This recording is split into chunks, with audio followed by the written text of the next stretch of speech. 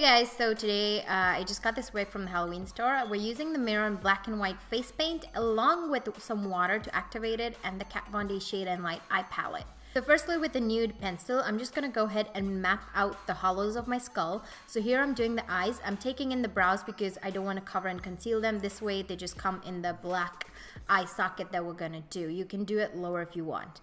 Then going to my nose, you can do any nose shape you like. I do go for the triangles on top. A realistic skull will have more of a rounded effect, but I like this shape. Drawing the lip lines or the teeth line roughly so that we can place the jaws. But first we're gonna go ahead and do the temples. Here I've done the large temple shadows. You guys could go for smaller ones if you like. Then we're gonna move to the jawbone, and my pencil, like the nude one, ran out. I wish I didn't have to use the black one, but I have no option. Nude are best because you can wipe them away. And I'm just drawing the shape of my jawbone and where the teeth and the maxilla will sit. Next, going with the Mehron black face paint, I'm gonna go ahead and fill in my temples and all the hollows that we just drew out. Mehron paint is amazing, guys. I highly suggest it. It's not very greasy, it does not move, it dries super fast, and it lasts a pretty long time. It's like $10, but it lasts amazing time. You can activate it with water. So here I'm just gonna go ahead and fill the temples out and then move to my eyes. I did wish, guys, that I did the white first as the base and then went in with the black, because you can't actually move around when you have so much black with white. It's so hard and you get a disgusting gray if you mess up. So I highly suggest you do the white base first that I'll be showing next, and then go in with this black paint. And then I just go ahead with the eyes. I should have let the top of the lids dry because it's water paint, so it creases. But I was kind of impatient, and towards the waterline I obviously used a gel eyeliner. I didn't want to go close with this. Then my ears and my maxilla, I just go ahead and fill it in. Towards the cheek, I just do some random strokes so I can blend them out later with my teeth. And I want to cover up my ear, but you don't need to do this if you're wearing your hair down. Then covering up my nose, I'm going for this triangle shape again. You guys can do any shape you like. Then going in with white paint with a really tiny brush because I've not left space, and as you guys can see, it would have been easier to do the white first, and it would have prevented these streaks from this smaller brush. So I did wish that I did the white first, but it's okay. And don't worry about the streaks. I did go in with a beauty blender or a sponge, and you guys can remove the streaks before it dries. So if you guys have this mistake, or if you guys have this problem with your brushes, then you can always go over it with the sponge like I did. And I'm just filling all the spaces where the skin is showing. You guys could do a bone color also, which is more of like this white mixed in with a light foundation. I, however, wanted a white and black skull, and you just go ahead and fill everything up. I left that blank space around the black shading but in the jaw, but you also want to fill that up. You don't want any skin to show up, which will do later. Next, with this tiny liner brush from Morphe, I'm just going to go ahead and sharpen those nose lines and extend it upwards to give this wicked look. It did go too high, so I did correct it. And then drawing the lip line, which I kind of draw in the curvature of my jaw to give it that going back effect. And I also cover up the inner corner, like the inner of the mouth, to kind of show that that is where the teeth will come out of from. So this darkening effect gives it a good, nice line. Now the best way to do teeth is firstly draw the lines of the teeth, and this is what I do. I start from the center, I take a thin brush, and with the Mehron face paint I just go ahead and add two lines. First up and then down. I put a lot of pressure initially and then just flick it out like you would do with your winged liner. It's very much the same concept. And then you're gonna go ahead and add lines to the rest of your jaw. You wanna make sure, or at least try to keep the lines the same level. That way the teeth do look a lot realistic, and you wanna keep it in the curvature of that line. So you want that same height in that curvature of that line, so it looks like it's curving backwards. Then taking the black shadow from the Shade and Light palette from Kat Von D, I'm going to take the same brush and just darken those lines first, and then I add a V or a triangle on top, so it kind of gives the effect that the teeth is curving, and we're going to shape out the teeth like this. It's very easy. It looks complicated, very easy, guys. just make sure you draw a V on top, and then also on the bottom where your lip meets the mouth, or you know, the bottom of your lip, you just want to do an inverted V, or the same shape above, so it looks like a stick with two hands, you know, up and then two legs down, like a stick figure. This will help kind of your teeth form, and I'll just show you guys how I do this in a second. Darkening it with the black, making a V. It doesn't have to be exact like mine, like I am doing. I'm just kind of messing it up in there, but then it just all works out in the end.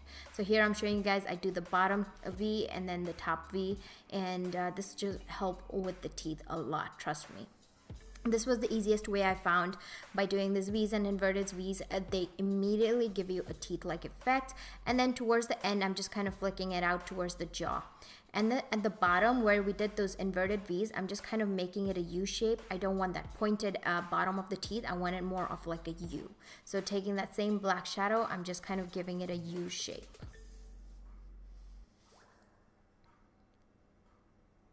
And we're just gonna go ahead and do the rest of the teeth like this. I'm keeping this so you guys can see how it all forms. And again, I'm doing the same thing, top V and then bottom inverted V, top V, bottom inverted V, and then I join the bottom using a U method.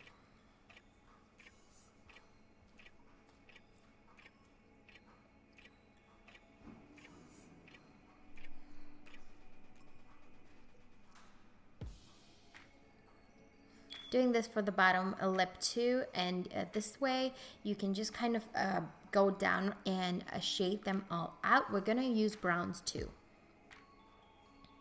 Again, making that U where the lip meets the line. Next, going in with the brown using this flat, thicker shader brush. I'm just gonna go and deepen it those V's we put. So this will give kind of like a 3D effect. It'll actually show that the teeth are staying in front of the skull. So that's what I'm doing with the brown. I'm just gonna go ahead and loosely go add some brown in those V's. It doesn't have to be exact like I'm doing. I'm kind of just, you know, throwing it in there and just kind of blending it at the same time. And you want to do this for all those V's and all those teeth you did. Next, going with this light cool tone brown, I'm going to take a pencil brush and further shade those V's. You just want to make sure you're shading them down as if they're just kind of melting into the jaw. The same way how we would do a normal contour, would go first with the darkest and then blend it out. It's the same concept. We went with black, dark brown, and now we're just going to go ahead and buff it all out with a pencil brush. This, trust me guys, this gives a very realistic teeth or skull kind of effect. You want to do this with everywhere, as I'll show you later in the skull.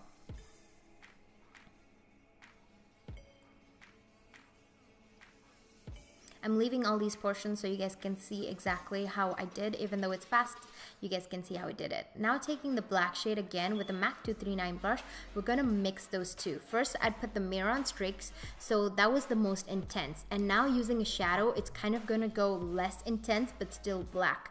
So here I'm just showing you guys how I take a shadow and kind of merge that jaw or that maxilla bone into my teeth. And you just want to make it look like it's a gradient. The best way to do this is first use a face paint halfway with streaks and then go with the shadow. Doing the same thing on the other side. And also after you put it in the black, I would suggest going in with some brown, because this, like here, I'm going in with this blending brush, just adding a little bit of brown to again add some shading. Next, going in with this thin brush, I'm gonna go ahead from the top of the side teeth and kind of draw these teeth backwards, or teeth lines, and these will give you more of that 3D effect. You always want to add whites in between any shading you've done, so it'll give you like this 3D up and down effect. I hope this is all making sense, but trust me, it will work out and it'll look really good at the end. And just buffing that out a little bit. Next, I'm also doing it for the front teeth. I'm kind of moving them upwards and downwards because they wouldn't go to the side, they would go more up and they would go more down. Then taking the brown, we're going to start shading the skull. This is where everything comes together. So using a Sigma E25 brush and a flat shader brush, I'm going to first go ahead and put that brown in there, kind of like a curved C shape, and pull it down, and then just blend those two so it kind of gives you a shadow. You want to leave a thin white rim in between the black and the shading. This will give you an elevated 3D effect. Doing that on the other side too. Now we're going to go with the flat shader brush using the brown shade, leave a thin white rim after the black, and go ahead and kind of shade that maxilla or into shape. You just want to go ahead and first add a line, and then going in with the blending brush, I'm just blending that line into a softer shadow. So it kind of gives you a shadow appearance. You want to kind of buff out all the shadows you do on your skull.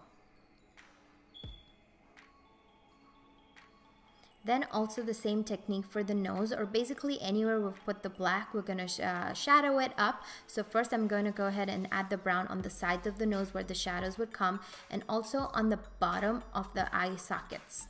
I'm going to add this brown using the shader brush, and then we're going to go ahead and blend it all out. Basically that's all I'm going to do everywhere. First put in the shadow and then blend everything out.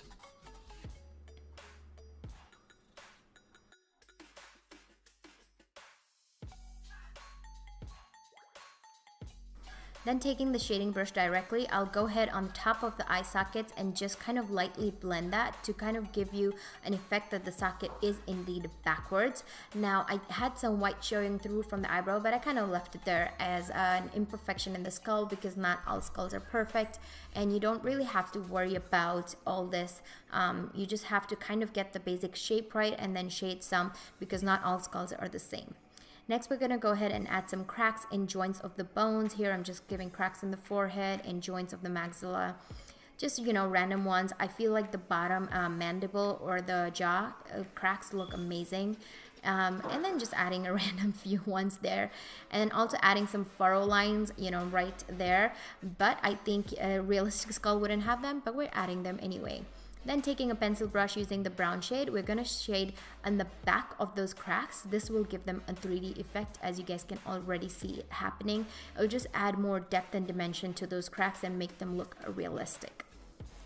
That's basically all I've done. I've added a black, then I've gone in with the brown and shaded it out to make it look more realistic, and doing this for all the cracks.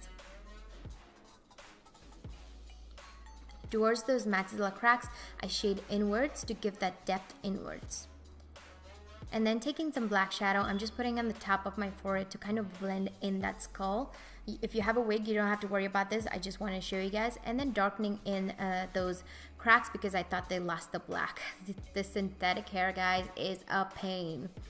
Then we're going to go ahead and highlight. So basically between the black of that jaw or black of that maxilla and the shading, you just want to add some white face paint, and this will give it a more of a 3D effect. Shadowing and highlighting is the way we do our face normally, and that's what you do on a skull.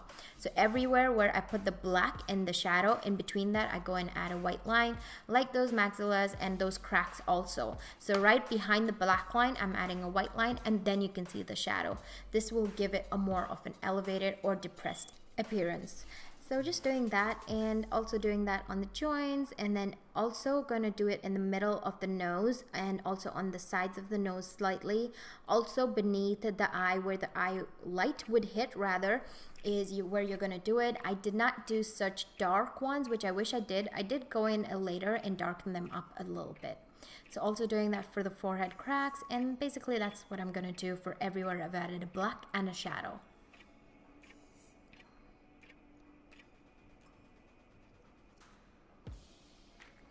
Here I go back in and just kind of try to darken those lines. However, I did darken it even more because I thought they kind of faded out. And then just redarkening those teeth lines that are going into the jaw. Also adding some to the center of the jawbone. Next, we're going to move into the chest. You don't have to do this, but basically I just drew a very cartoonish shape of ribs. If my anatomy professor saw me right now, he'd have a heart attack, but it's okay. I was 4 a.m. and I was super tired at this point. So, but I really wanted to get this done and I tried my best. I'm drawing clavicles and a sternum and just some ribs, and then I'm gonna draw the cervical vertebrae. The best way to do this is draw a line in the middle and then just kind of divide them up. There's 7, you don't have to put 7. And then they have these spinous processes or spines, and I just went and did some cartoonish characters that look like spines. They're not exact, but they do give the effect in the end. And Smith's just helping me clear up some spaces I had left. Then I realized I should have done the white, so in the neck I did not make that mistake. I first did the white and covered all those ribs and vertebrae and sternum and all those bones that we did. So that's what you want to do. First go in with the white and then just cover everything up. Also try using a nude eye pencil for all these bone shapes, because the black and the gray they meet, and the black and the white they meet, and they make this really nice gray, but I rather not have it. But yeah, I didn't have an option, but you guys could use a nude one. And going in with this liner brush, using some black, I'm just gonna go ahead and separate these cervical vertebrae, or you know, all the bones wherever they should have like breaks or they're different bones. I just go ahead and add the black because you can't see that with the white, and that's all I'm doing here. Again, doing that for the spines of the neck. Then going with the black and brown shadow here. I was super tired, so I just randomly went and shaded it on the bottom where the shadow would fall. This is not an exact shading, but it kind of did work, but I kind of really did it fast, guys. So yeah, that's it. I hope you guys enjoyed this tutorial. If you want to add a wig like I did, you can. And also I got this crown from the Halloween store that me and Smith kind of just painted black. You guys could do that and go as this black gray wig skull look. I hope you guys enjoyed.